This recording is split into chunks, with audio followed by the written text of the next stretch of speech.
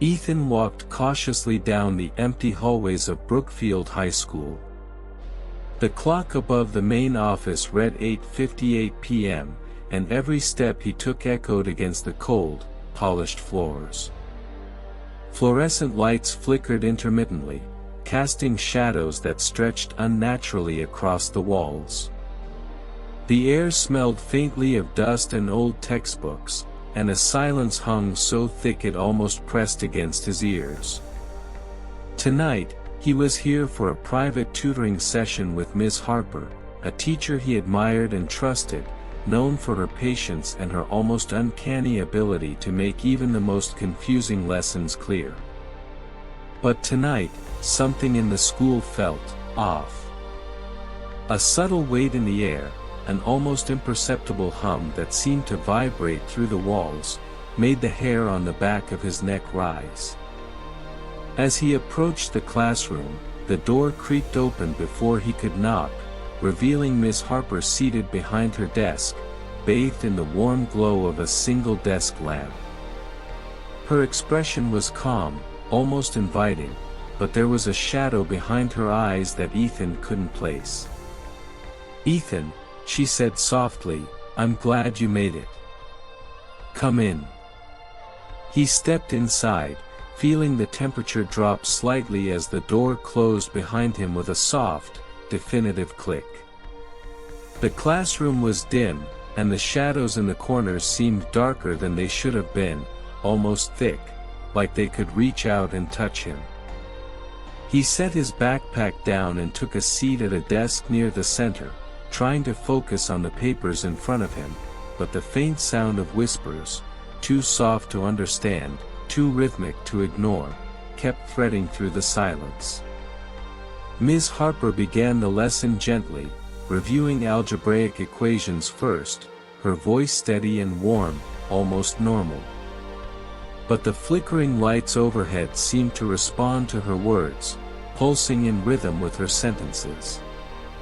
Ethan tried to concentrate, pencil scratching against paper, but every few minutes, he could have sworn he saw movement in the corners, shadows. Shifting independently, dark shapes that should not exist in an empty room. Time stretched.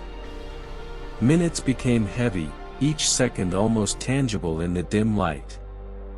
As Ms. Harper moved to the chalkboard, a faint scratching sound filled the room, like nails across the blackboard, though her chalk had remained in her hand.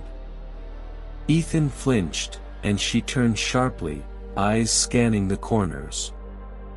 "Probably just the old building settling," she said, though her voice betrayed a hint of unease. The clock above the door ticked irregularly, once pausing, then jumping forward, a strange stuttering that made Ethan's stomach knot. Papers began to flutter on the desks, small objects rolled across the floor without anyone touching them, and the whispering grew louder, more insistent, as if calling to him, beckoning him toward the darkness. Ms. Harper noticed, her hand resting lightly on the edge of his desk, a reassuring gesture, but her own gaze betrayed concern as she glanced toward the shadowed corners. The lesson shifted subtly from algebra to literature, and as Miss Harper guided him through lines of Shakespeare, the room seemed to respond. The shadows stretched along the walls like black liquid, pooling near the floor, writhing in shapes that seemed almost humanoid. A cold breeze brushed past Ethan's face, carrying the faint scent of something metallic, something old and forgotten. He swallowed hard, unable to look away from the windows, where the moonlight fell in narrow, slanted beams. In those beams, reflections appeared that weren't his own, dark figures standing at the edges of the room, vanishing whenever he tried to focus directly on them. The whispering had become words now, distorted and fragmented: stay, learn, forever. Each syllable brushed against his ears like ice, sending chills down his spine. Miss Harper, sensing his fear, tried to steady the moment. "Ethan," Focus on the lesson, she said, her tone gentle but firm. It's easy to let your mind wander in a quiet classroom at night. But even as she spoke, the candle she had lit to illuminate the chalkboard flickered violently, shadows twisting unnaturally across her face. The words on the chalkboard seemed to rearrange themselves when she wasn't looking, equations morphing into shapes that resembled faces, eyes staring at Ethan from the dust-covered surface. He blinked, heart hammering, and when he looked back, they were just equations again, but the sense of being watched remained. Time became slippery. The clock ticked past 11:30 p.m., though Ethan swore only minutes had passed. The whispers had grown louder, and now the faint sound of footsteps echoed from the hallway, soft and deliberate. Ethan froze, eyes wide, and Ms. Harper's expression tightened. "They come when you stay too long," she whispered, her voice almost trembling. I shouldn't be here either, Ethan. But I have to guide you. Follow my lead." She moved closer to him, placing a hand lightly on his shoulder, grounding him, but the shadows seemed to inch closer, creeping along the edges of the room as though the walls themselves were breathing. The old diary she had brought from her desk was open now, pages yellowed and brittle, revealing handwriting that chilled Ethan more than the cold air ever could. The midnight lesson waits. Learn, or remain. Forever. Suddenly, the lights went out completely. Darkness engulfed the room like a living thing, thick and suffocating. Ethan's breath came in short, sharp gasps as he fumbled for his notebook. The candle on the desk shivered violently, the flame stretching long and twisting like a tongue of fire, casting grotesque shapes across the walls. Whispers now surrounded him, circling, overlapping, unintelligible but urgent, pressing against his mind. Ms. Harper moved beside him, steady and calm, though Ethan could see her jaw tightening as the shadows pooled at her feet, creeping toward them. "Do not move too quickly," she said, her voice low. "It's drawn to fear. Keep calm." Her hand squeezed his, and for a brief moment, Ethan felt a strange warmth, a tether to reality amidst the overwhelming darkness.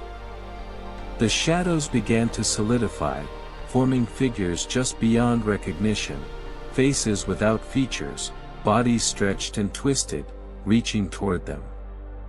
The whispers had become voices, speaking in unison now, almost chanting, "Stay, learn, stay, learn." Ethan felt a pull at his mind, a pressure that made thinking difficult, as if the room itself were bending time and space around them. Ms. Harper opened the diary again, chanting softly under her breath, words that Ethan couldn't understand, but somehow they seemed to push back against the darkness. The shadows recoiled slightly, giving them a narrow corridor of light, but the air itself vibrated with menace, and Ethan felt the room closing in. Minutes, or was it hours, passed in this tension-filled stasis. Every object seemed alive, moving subtly when unattended, books levitating inches above the desks, the chalkboard faintly scratching on its own. Ethan's fear was palpable, but Ms. Harper's voice remained a steady anchor. "You have to finish the lesson," she said firmly. "Focus, Ethan. Don't let it take you." Trembling, he obeyed, eyes locked on the words in front of him, repeating the equations and passages she dictated. Slowly, methodically, the shadow's pressure began to wane, the whispers receding like a tide. It wasn't gone, not entirely, but they had survived this round. When the first hints of dawn lightened the windows, Ethan realized he had been in the classroom far longer than he imagined. The shadows had retreated, and the whispering had ceased, leaving only the faint hum of the old fluorescent lights. He looked at Ms. Harper, whose face was pale but resolute. "You made it," she said softly, almost a sigh of relief. "But remember, the lesson never truly ends. The school, it remembers those who linger after dark. And it waits." As they walked to the door, the clock ticked 12:01 a.m., yet Ethan felt time had twisted in ways he could never understand. Behind them, the shadows seemed to watch from the corners, patient and eternal, as if marking the next student who would dare the midnight lesson.